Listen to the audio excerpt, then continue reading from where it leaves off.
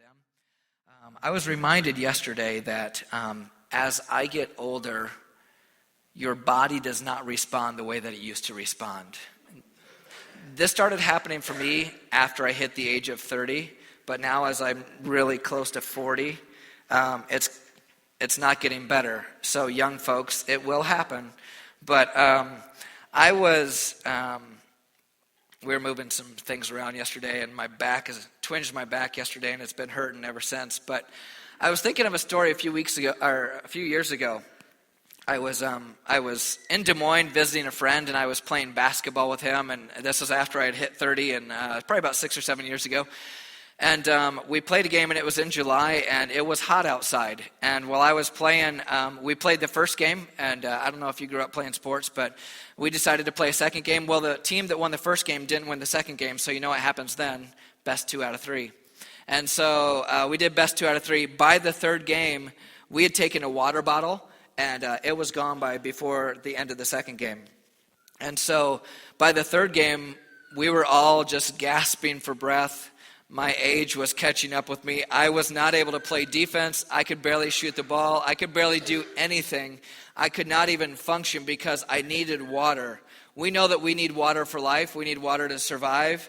And I know some of you are thinking to yourselves, you know what goes really good with water? Coffee. And some of you believe that you could live on coffee. And some of you, when you go to the hospital, you're like, I don't need anything else. Just shoot me up with some coffee. I'll be just fine. But coffee does have water in it. But we need water. We need food. We need these things for life, don't we? We need them in order to survive. Well, I was thinking about when I first gave my life to the Lord in the mid-'90s, 1995, October 14th. Around that time, there was a song that was popular. Now, I don't know if it was popular. It was popular for me. There was a song called God Will Make a Way. God will make a way where there seems to be no way. He works in ways we cannot see. He'll make a way for me. And it goes on. That was my jam. That was like my song. Every time that song came on, there were tears. There was arms up. That was my song. That was my life song. That was it. God will make a way. I got it. Every time this song comes on, every time I just pray, dear God, let him sing God will make a way today. And then I go to church, and if they sang it, I'd be like, God, you heard my prayer. You love me. And that was my song. Every time that song came on, and it just had a powerful effect on me. It had an emotional connection in my life. My dad, I'm going to tell my dad this morning, you can't tell him this story when you see him, but he loves the song Shout to the Lord. And he loves it so much. In fact, when he was pastoring, almost after every single worship set, it didn't matter if they just sang 3,000 songs that worship time, he was going to go up afterwards and say, hey, John, can you sing Shout to the Lord this morning?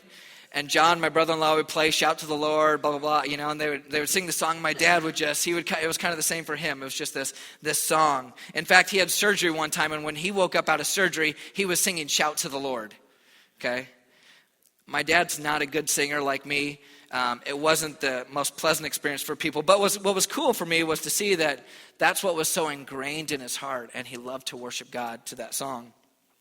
Now, you can think in your own life, maybe you have a song. Maybe there's a song that you're just like, oh, every time I hear that song, it just takes me to that place, or it just connects me with God. Music is so powerful. It has a way of connecting people, even who aren't believers, to different situations that we face in life, or even like generational songs that you hear, and you're just like, it's like Ice Ice Baby. It's like, everyone knows it. It's just awesome. Anyway, but no, that's not a generational song. Well, maybe it is, but music has such a powerful influence in our lives. You can be going through the worst situation ever, and when that song comes on, it's like it just kind of connects you. Couples have songs. Boys used to make mixtapes for girls with their songs on it, and we got to have a song together. Music is a powerful, powerful thing. Well, this morning I want to talk to you about something more than music, or something more than a song. Because what I'm afraid that has happened in the church is that we equate 4 or 5 songs that we sing on a Sunday morning with what worship really is. It's an expression of worship. We can't take that away. It's definitely an expression of worship. But worship is much more than a song. And so I want you to turn your Bibles to John chapter 4. John chapter 4, we're going to look at a story that is familiar, but there's some things about it that I'd like to point out this morning that I think will be helpful for us. Jesus has just arrived, and he's sitting next to this well. He's by himself. The disciples have gone to town, and so he's sitting there by himself, and there's a woman who's there with him. And this is called Jacob's Well. This is a place where he's meeting. We'll talk more about this place, where it's at, and what it represents, and how important it is for Samaritans. But I want to start off in verse number 7. Verse number 7, so Jesus is there. He's just sitting down next to this well. He's really, really thirsty because he's just had a journey. And it says, he sits down. When a Samaritan woman came to draw water, Jesus said to her, "Will you give me a drink?" His disciples had already gone into town to buy food. The Samaritan woman said to him, "You are a Jew, and I am a Samaritan woman. How can you ask me for a drink? For Jews do not associate with Samaritans." Jesus answered her, "If you knew the gift of God and who it is that asks you for a drink, you would have asked him, and he would have given you living water." "Sir," the woman said, "you have nothing to draw with, and the well is deep. Where can you get this living water? Are you greater than our father Jacob?" They claim Jacob as one of their forefathers, and he was very important to them. "Are you greater than our father Jacob, who gave us the well and drank from it himself, as did his sons and his flocks and herds?" Jesus answered, "Everyone who drinks this water will be thirsty again. But whoever drinks the water I give him will never thirst. Indeed, the water I give him will become in him a spring of water welling up to eternal life." Verse 15, the woman said to him, "Sir, give me this water so that I won't get thirsty and have to keep coming here to draw water." He told her, "Go and call your husband and come back." "I have no husband," she replied. Jesus said to her, "You are right when you say that you have no husband. The fact is, you have had 5 husbands, and the man you now have is not your husband. What you have said is quite true." "Sir," the woman said, "I can see that you are a prophet. Our fathers worshipped on this mountain, but you Jews claim this place where we worship is in Jerusalem." Jesus declared, "Believe me, woman, a time is coming when you will worship the Father neither on this mountain nor in Jerusalem. You Samaritans worship what you do not know. We worship what we do know, for salvation is from the Jews. Yet a time is coming and has now come when true worshipers will worship the Father in spirit and truth, for they are the kind of worshipers the Father seeks. God is spirit, and his worshipers must worship in spirit and truth." The woman said, "I know that Messiah, called Christ, is coming. When he comes, he will explain everything to us." Then Jesus declared, "I who speak to you am he." Okay. If you put yourself at that well for just a few moments, just imagine that light bulb moment, that amazing moment where he's like, "That Messiah that you're talking about, that you've heard about your whole life, I'm him." And so he's sitting next to this Samaritan woman. And I want to just kind of go back through the story and just kind of pull a few things out that I feel like God wants us to hear this morning. The first thing is, this is a really, really odd time for her to be going to the well. Most women would go to the well at evening time because that was the time where they would all go. They would be able to talk and have fun and have community and that sort of thing. And so they would do all that stuff. Well, she had 5 husbands and was with her 6th man. And so she avoided those kind of conversations because sometimes she was probably the topic of conversation. And so she would avoid those moments. So she went at a time that was very different than other women during this time. So she goes at noon. She happens to have this chance encounter with the Messiah, the chosen king of the world. Now, Jesus begins to speak to her, and he asks her, "Will you give me a drink?" These 2 groups of people did not like each other. There were some severe, we know there are race relation problems in our country. There are race relation problems in the Bible. And Jews and Samaritans, as she mentions later, they didn't get along. They weren't really close. They weren't friends. They didn't have a lot to do with one another. And so he kind of avoids confrontation with her with a simple question. He makes a request of her. He asks her for help. he disarms her. Rather than say, hey, I know that you're a Samaritan and I know that I'm a Jew and we're not supposed to be talking, he doesn't open up with that. He opens up with a basic human need. How did he know this? How did he know what he was supposed to talk? Jesus was the master at just getting to the heart of what was going on and knowing the people that he was talking to. Jesus did not take some cross-cultural evangelism class. He didn't take sensitivity training to know that he wasn't supposed to be talking to this woman or that he was supposed to be talking to her in a kind way. He simply knew what basic human need was, and he knew how to meet it. And so she doesn't get defensive at first. He opens up with, hey, can I have a drink of water? So now open dialogue begins to happen between these two. And in a dynamic reversal of roles here, we see the giver of everlasting water who is desperate for a drink of water with a woman who is in desperate need of everlasting water that only the stranger Jesus can give to her. So they begin to talk, and he talks about this gift of God, and she says, sir, you have nothing to draw water with. He went there and he didn't have a basket, he didn't have a bucket, he didn't have a cup, he didn't have anything, and this well is believed to be about 100 feet deep. And so he's there, he doesn't have any supplies, he doesn't have a rope, he doesn't have anything. She's like, hey, you don't even have anything to draw water with. She can only really see the physical at this point, and Jesus is about ready to enter into the spiritual. Oftentimes, I would say that most of us can only see physically what's going on with us, and we miss the spiritual that's happening, and we diagnose the physical rather than diagnosing the spiritual. We got to be careful with that. And so she says, you don't even have anything to draw water with. And then she talks about her father Jacob. She belonged to the Samaritans who claimed Jacob as their ancestor. We know, if we've looked in the Old Testament, Abraham, Isaac, and Jacob, they were the patriarchs of the faith. They claimed Jacob as their father. In fact, Jacob and Abraham both had made built altars near this mountain that we're going to talk about in just a few moments. And so Jacob was their ancestor. How could anybody be greater than him? What he's about to tell her is, listen, you have to come back and get water over and over. You have to come here every day, whether you come at noon or you come at evening, whenever. You have to continually come back and get more water, more water, more water. And he begins to tell her that there's another way to do it where you can have water inside you that is abundant and living and flowing in you.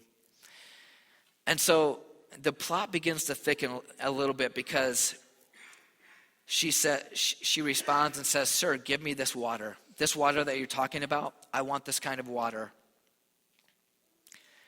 And so Jesus responds to her, and he says, okay, go, call your husband, and come back to me.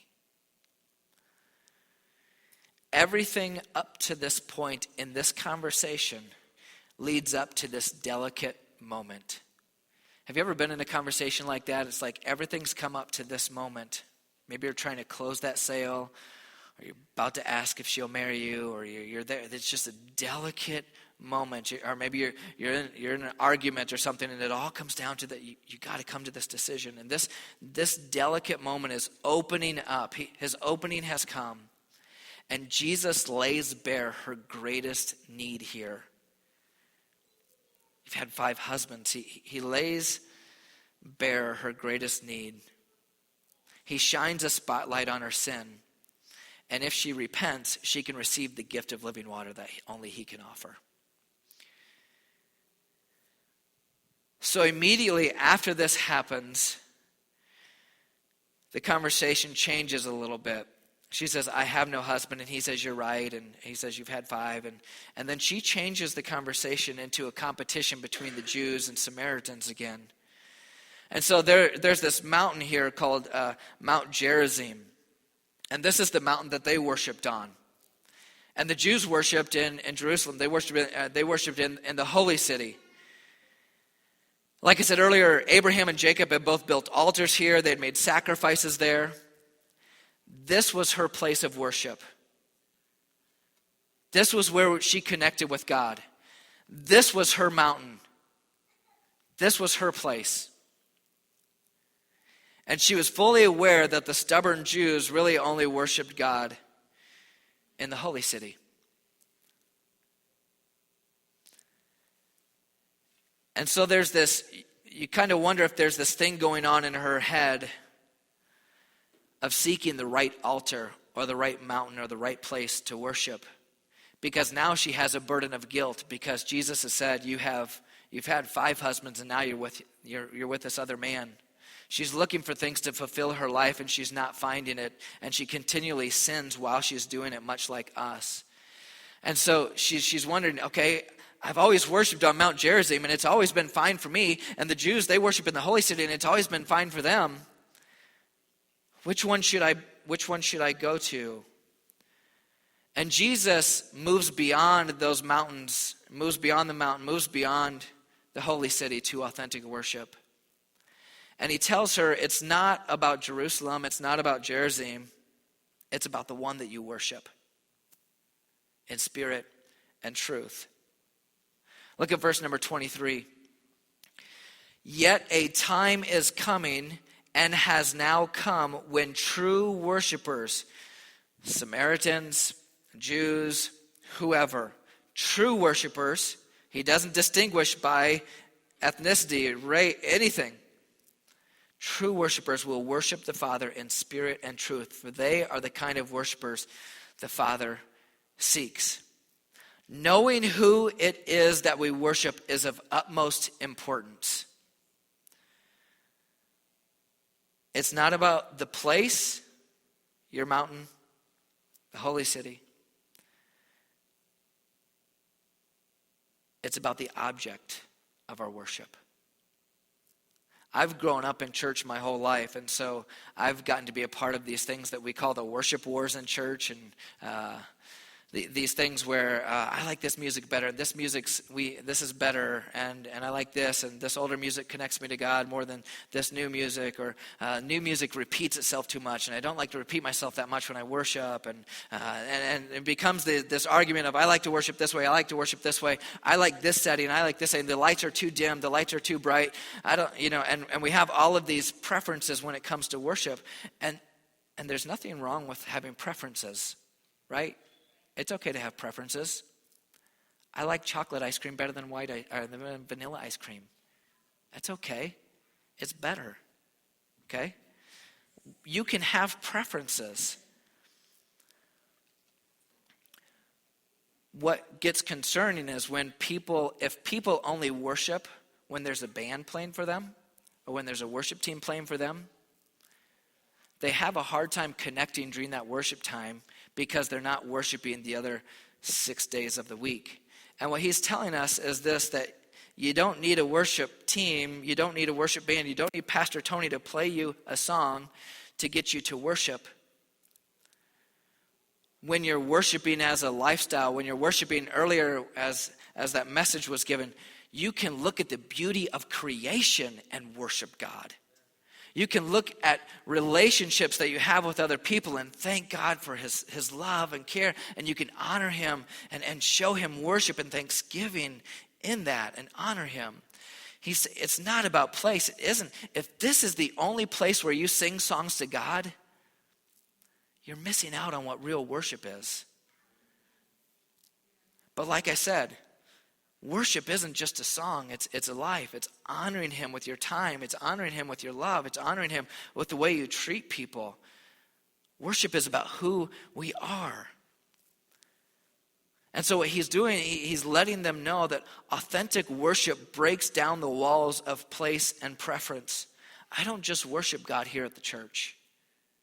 Whether you might listen to a song in your car, you may go out and go hunting and see God's beautiful creation and thank God for his beauty in those moments. You may look at the purity of children and look at those moments and worship him. You might read stories like the book of Job and see times that go really, really bad and times that go really, really well, and it makes you worship him. Blessed, whether times are good or times are bad, blessed be the name of the Lord. Job knew what worship was. But the water that he is offering her will free her from her attachment to Mount Gerizim into authentic worship of the living God. And the water that he's offering us all this morning will free us from our attachment to our Mount Gerizim. It frees me from God will make a way. It frees my dad from shout to the Lord. It frees me from having to stand during worship. I can stand, I can sit, I can kneel, I can raise my hands, I cannot raise my hand, I can raise one hand, it frees me up of those things. I don't have to only worship God if I have my right arm up and it's at this angle. What he's telling us is that it has nothing to do with place, it has nothing to do with preference, it has to do with who we worship, and we worship God. And so this morning you need to figure out what your Mount Gerizim is. Because he tells us true worshipers worship in spirit and truth. Spirit and truth are the center of authentic worship. The Spirit brings us into the truth, and the truth draws us into the Spirit. And he says God is looking for people who will worship him in spirit and truth. He's looking for people who will worship him regardless of place or preference. The Samaritan woman in the story, she was desperate. She was in desperate need of an encounter with God.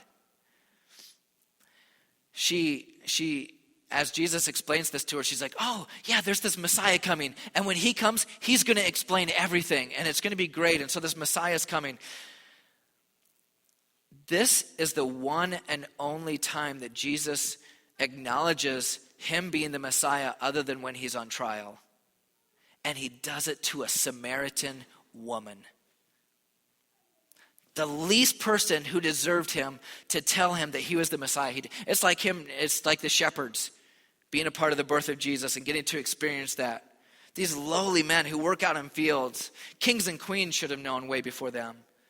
But Jesus works the exact opposite. And so he comes to people who are humble of heart. And he says, I don't care who you are. I don't care where you're from. You can worship me.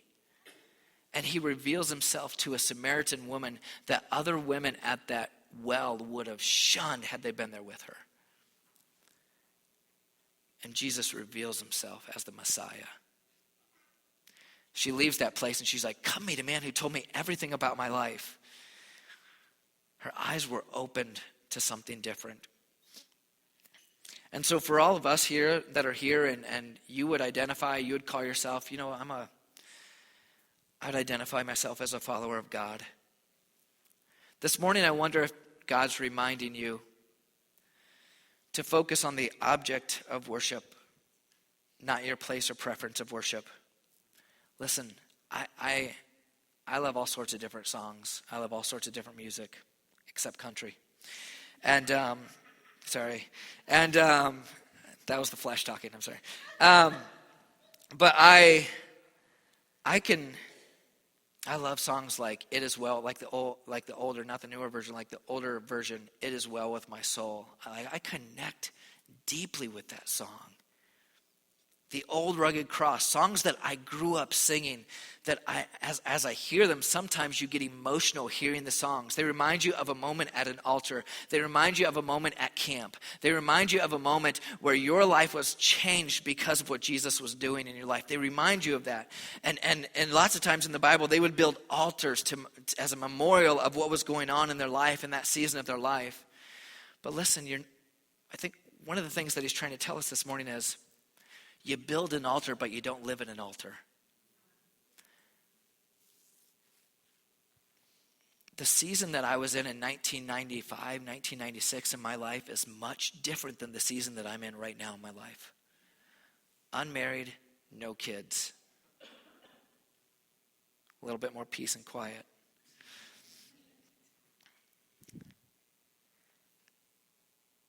That was a season of my life that I'll never forget. And if Tony was to come up here, don't do this, I'll cry. But if Tony was to come up and play God Will Make a Way, I would go back. I could tell you the place where I used to stand at my dad's church and worship to that song. It meant so much to me. My life has changed so much since then. I can look back and I can be grateful and I can build an altar and I can remember that place and that time. But if all I want to do is worship that altar or worship that song, I'm going to miss the God that I need right now in 2016. And so this morning, I want you to have your music preferences. I want you to have them. I want you to love the songs that you sing. I can't promise you that every week we're going to sing them. But what I can tell you this is the more you worship God to those songs that you love and care for during the week, that maybe we may or may not sing, the easier it'll be for you to worship God when you're here and you do hear the songs that we sing. I'm going to pull a fast one on Tony and ask him to come up. Can you come? Just do, oh, come let us adore him, just the chorus of it.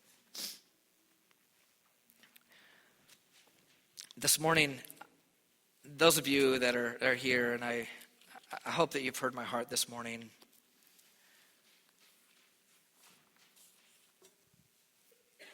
I want to take just a moment to speak to those of you who maybe you find yourself this morning feeling like the Samaritan woman.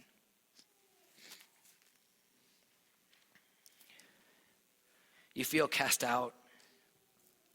You feel like your life has put you in a position where you can't be who you want to be.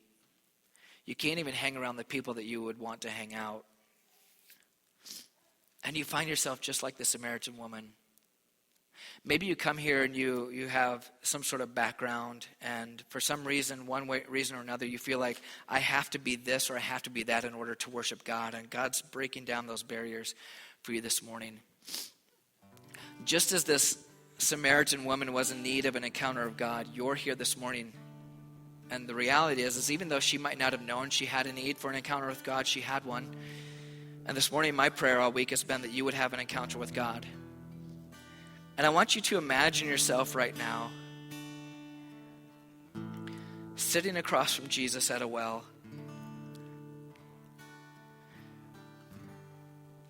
And I believe that if you were there this morning, Jesus would ask you a question. I think he'd probably ask you the question, would you like something to drink?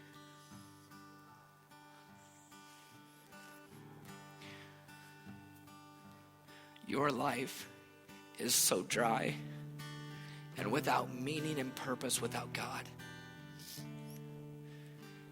There's this living water that he can bring into your life. And it doesn't matter if all hell has broken loose. It doesn't matter if you have lost a loved one. It doesn't matter if you just lost your job. He provides this living water inside of us that we can spring into life.